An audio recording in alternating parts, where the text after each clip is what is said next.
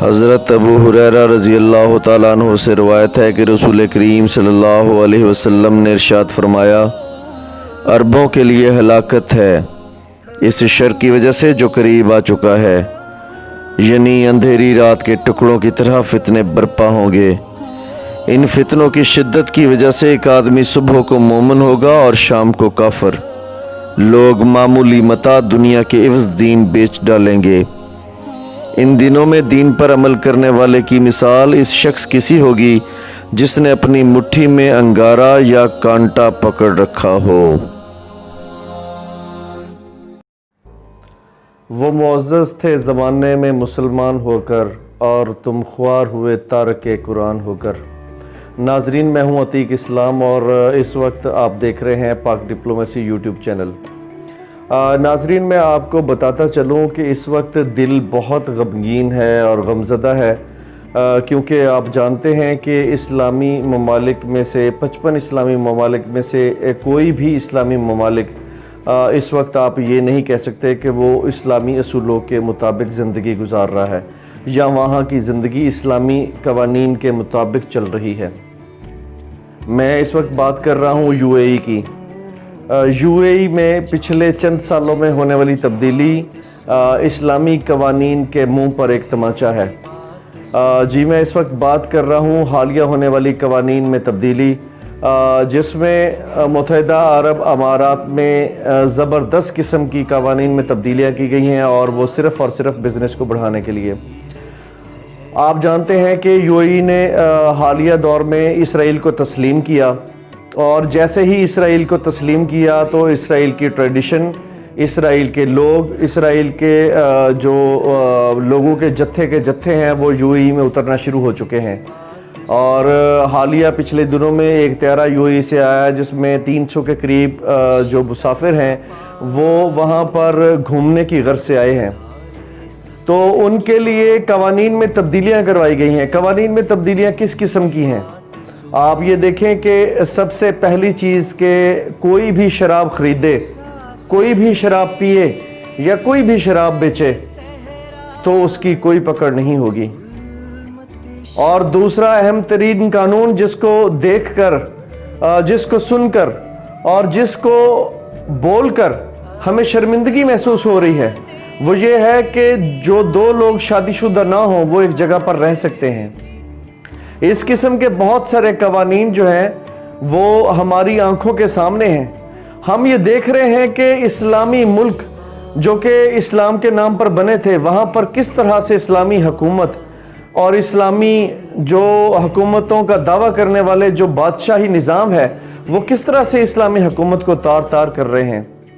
جی، میں اس وقت بات کر رہا ہوں سعودی عرب اور یو اے ای میں ہونے والی حالیہ تبدیلیوں کے بارے میں۔ یو اے ای نے تو اسرائیل کو تسلیم کر لیا ہے، لیکن بہت جلد جو ہے وہ سعودی عرب بھی تسلیم کرنے جا رہا ہے۔ تو اس کا پہلا انعام ہم دیکھ رہے ہیں آج کے دبئی کے اندر، یو اے ای کے اندر جو قوانین میں تبدیلیاں کی گئی ہیں اس کو دی گارڈین کس نظر سے دیکھتا ہے؟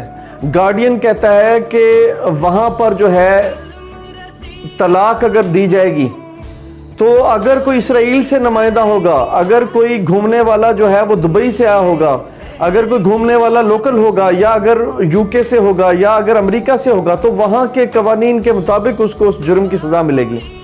تو آپ جانتے ہیں کہ اسرائیل میں اور امریکہ کے اندر اگر ایک زنا کا مرتکب ہوتا ہے شخص تو وہاں پر اس جرم کی سزا کیا ہے، اور اگر جو ہے وہ بن بیاہ جوڑا ایک جگہ پر پکڑا جاتا ہے تو اس میں کہ اسلام میں کیا سزا ہے اور اس ملک میں کیا سزا ہے۔ یعنی کہ امریکہ کا اگر جوڑا بن بیاہ پکڑا جاتا ہے یا وہاں پر موجود ہوتا ہے تو اس کو چھیڑ چھاڑ نہیں کی جائے گی۔ یہ نام نہاد اسلامی کہلانے والے بادشاہ اس وقت اسلامی ریاست کو کس کٹہرے پر پہنچا چکے ہیں، یہ آپ بہتر فیصلہ کریں گے۔ میں اس وقت آپ کو وہ رپورٹ دکھاتا ہوں جو کہ گارڈین کی ہے، اور گارڈین کا نقطہ نظر اس بارے میں کیا ہے۔ آپ جانتے ہیں کہ گارڈین ایک معتبر جو ہے وہ پرنٹ کا ایک ادارہ ہے، ایک ایسا ادارہ ہے جس کی پوری دنیا میں نیوز سنی اور جانی جاتی ہیں۔ آپ اس نیوز کو سنیں اور اس کے بعد ہم اس کے اوپر تبصرہ کرتے ہیں۔ معزز سامعین، برٹش ڈیلی نیوز پیپر دی گارڈین نے 9 نومبر 2020 کی رپورٹ میں ایک بڑی سرخی لگائی، جس میں کہا گیا ہے کہ متحدہ عرب امارات نے شراب کو غیر قانونی قرار دے دیا اور غیر شادی شدہ جوڑوں کے ساتھ رہنے پر پابندی ختم کر دی ہے۔ مزید تفصیل میں جا کر گارڈین کہتا ہے کہ متحدہ عرب امارات نے نام نہاد غیرت کے نام پر ہونے والی ہلاکتوں کے لیے معمولی سزاؤں کا خاتمہ کیا ہے۔ غیر شادی شدہ جوڑے کے ساتھ رہنے پر پابندی ختم کرنے سمیت حکومت سے وابستہ میڈیا کے مطابق خلیجی ریاست میں مقیم غیر ملکی بھی اسلامی مذہبی قانون پر مبنی متحدہ عرب امارات کے قانون سازی کی بجائے طلاق اور وراثت سے متعلق اپنے آبائی ملک کے قانون پر عمل کر سکیں گے۔ یعنی ہم بات ایک اسلامی ملک کی کر رہے ہیں جس میں اس آرڈیننس کے بعد شراب خریدنا، بیچنا اور پینا سمیت کوئی ممانعت نہیں ہوگی۔ غیر شادی شدہ جوڑوں کا ساتھ رہنا، پبلک مقامات پر بوس و گنار ہونا سمیت کوئی بھی عمل جرم تصور نہیں کیا جائے گا۔ یعنی سیاحت کے نام پر اور بزنس کی آڑ میں اتنے گھناؤنے جرم کیے جائیں گے جس کی اسلام میں کوئی جگہ نہیں۔ یہ کہنا بے جا نہ ہوگا کہ عرب قوم اس وقت عذاب خداوندی کو دعوت دے رہی ہے اور پیسے کی ہوس نے اس قدر آنکھوں پر پٹی باندھ رکھی ہے کہ ہم ان کی مردہ ضمیری اور مذہبی اخلاقیات کو دفن کرنے کی وجہ سے انا للہ و انا الیہ راجعون پڑھ لیں تو بہتر ہوگا۔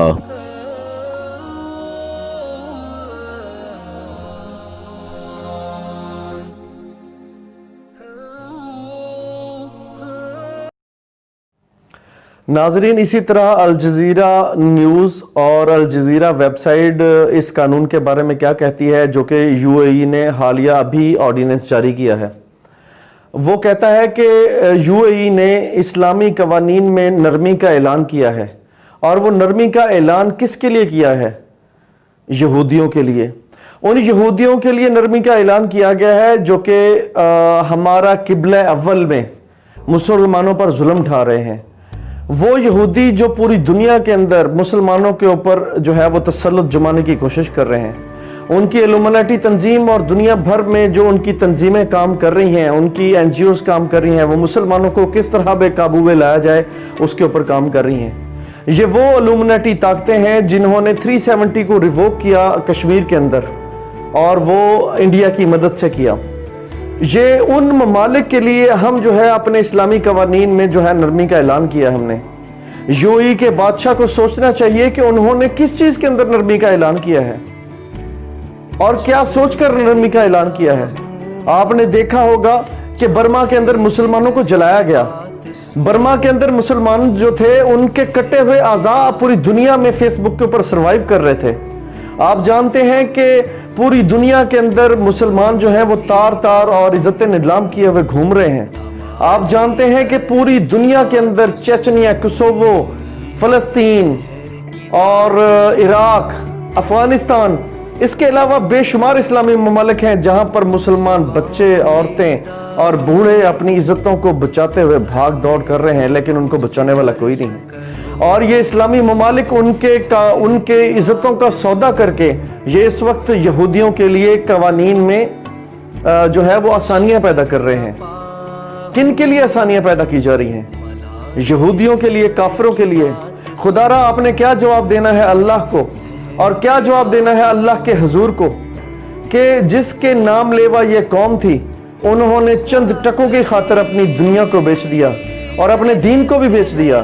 نہ دین کے رہے نہ دنیا کے رہے۔ الجزیرہ ٹی وی ان قوانین کے بارے میں کیا کہتا ہے، آپ اس بارے میں ایک رپورٹ ملاحظہ کریں، اور اس کے بعد جو ہے ہم اس کو فائنل طور پر دیکھتے ہیں کہ وہاں کے بادشاہوں نے اس قانون کے بارے میں کیا کیا اور مسلمانوں کے بارے میں مسلمانوں کی کن معاملات کا سودا کیا۔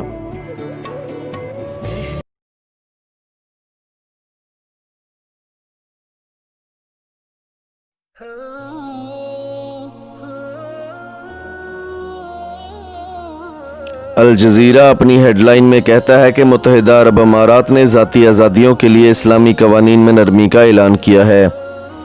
اعلان متحدہ عرب امارات اور اسرائیل کے مابین تعلقات کو معمول پر لانے کے لیے امریکی تاریخی معاہدے کی پیروی کرتا ہے۔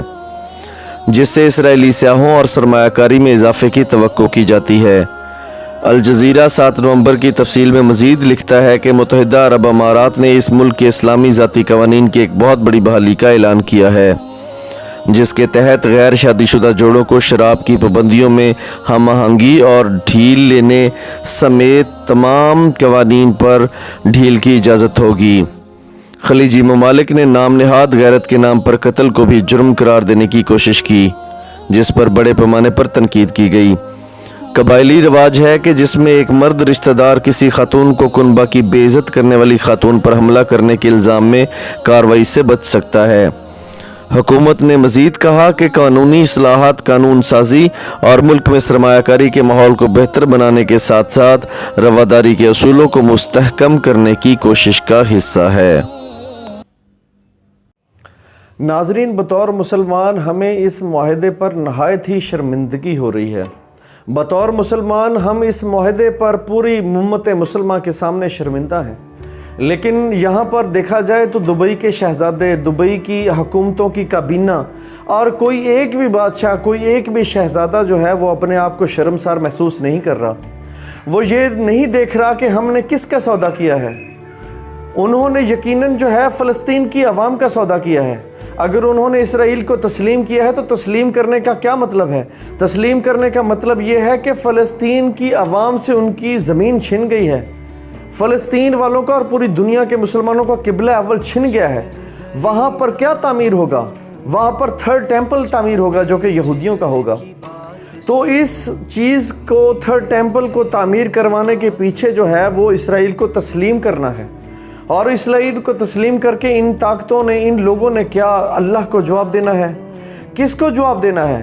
نہ یہ دنیا میں سرخرو ہو سکتے ہیں، نہ یہ آخرت میں سرخرو ہو سکتے ہیں۔ اور یقیناً ہم اللہ سے دعا کریں گے کہ اگر یہ اپنے آپ کو قوم نہیں بدلتی تو ہم اس وقت کا ویٹ کر رہے ہیں کہ جو کہ نبی پاک صلی اللہ علیہ وسلم کا فرمان ہے۔ نبی پاک صلی اللہ علیہ وسلم کا فرمان ہے کہ بادشاہوں کے اوپر، عرب کے بادشاہوں کے اوپر جو ہے وہ عذاب نازل ہوگا، اور وہ عذاب کس قسم کا ہوگا کہ آپ صلی اللہ علیہ وسلم نے فرمایا، آپ کی حدیث کا مفہوم یہ ہے کہ ایک نفیس پرندہ عرب کی سرزمین پر اڑے گا اور وہ اڑتا اڑتا تھک جائے گا، لیکن وہ زمین پر جھانکے گا تو نیچے لاشوں کا ڈھیر ہوگا۔ وہ کوشش کرے گا کہ میں خون پر اور لاشوں پر نہ بیٹھوں، لیکن جب وہ اڑے گا اور تھک ہار کے گرے گا تو وہ لاش پر ہی گرے گا۔ ایک اور حدیث میں ذکر ہوتا ہے کہ نبی پاک صلی اللہ علیہ وسلم نے فرمایا کہ ایک عربی شخص کے اگر 100 بیٹے ہوں گے تو اس میں سے 99 قتل کر دیے جائیں گے۔ اتنا عرب کی سرزمین پر خون خرابہ ہونے والا ہے۔ 2023 تک جب خلافت عثمانیہ کو بحال کرنے کے لیے ترکی آگے آئے گا، جس کی وجہ سے جنگ عظیم ہوئی تھی، تو کیا دنیا میں خون خرابہ نہیں ہوگا؟ تو اس لیے میں کہتا ہوں اپنے آپ کو پہچانیں اور دین پر چلنے کی کوشش کریں۔ یقیناً بہت کم اور قلیل تعداد ان لوگوں کی ہے جو دنیا میں حق اور سچ کے راستے پر چلتے ہیں۔ یا اللہ تمام مسلمانوں کو حق اور سچ کے راستے پر چلنے کی توفیق عطا فرما۔ بہت شکریہ۔